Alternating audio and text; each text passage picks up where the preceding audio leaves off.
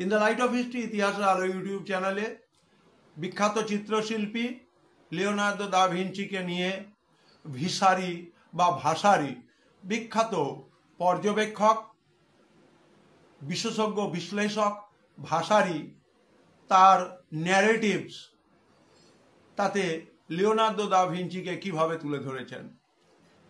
ভাষারির ব্যাখ্যায় Leonardo da Vinci marvellous and divinely inspired.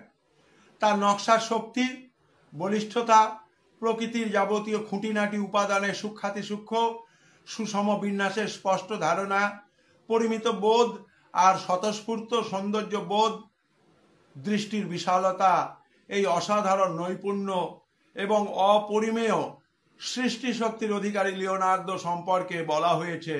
তার আঁকা চরিত্রগুলো দেখলে মনে হয় যেন তারা যে কোনো মুহূর্তে যে কোনোভাবে জীবন্ত হয়ে উঠতে পারে, তার শ্বাস প্রশ্বাস চালু হতে পারে, স্পন্দিত হতে পারে হৃদয়, সেখান থেকে রক্ত ছড়িয়ে পড়বে শিরায় শিরায়, ধমনীতে ধমনীতে। লিওনার্দো অন্তর থেকে বিশ্বাস করতেন যে একজন চিত্রশিল্পীর হাতের মুঠোয় ধরা থাকে একটি গোটা বিশ্বজগৎ। বস্তুত এই জগতে যা কিছু আছে, বাস্তবে, সম্ভাবনায়, কল্পনায়, সেসব সব কিছুই চলে আসে শিল্পীর মনে। তারপর আসে তার দুটো হাত।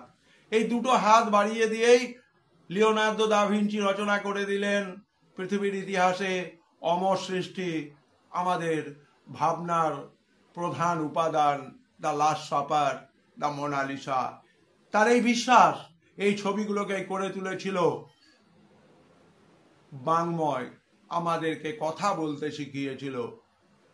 এই ভিডিও এপিসোডগুলোর বিশ্লেষণ তোমাদের ভালো লাগলে চ্যানেলটিকে সাবস্ক্রাইব করবে, in the light off history ইতিহাসের আলো, এবং সবাই ভালো থাকবে।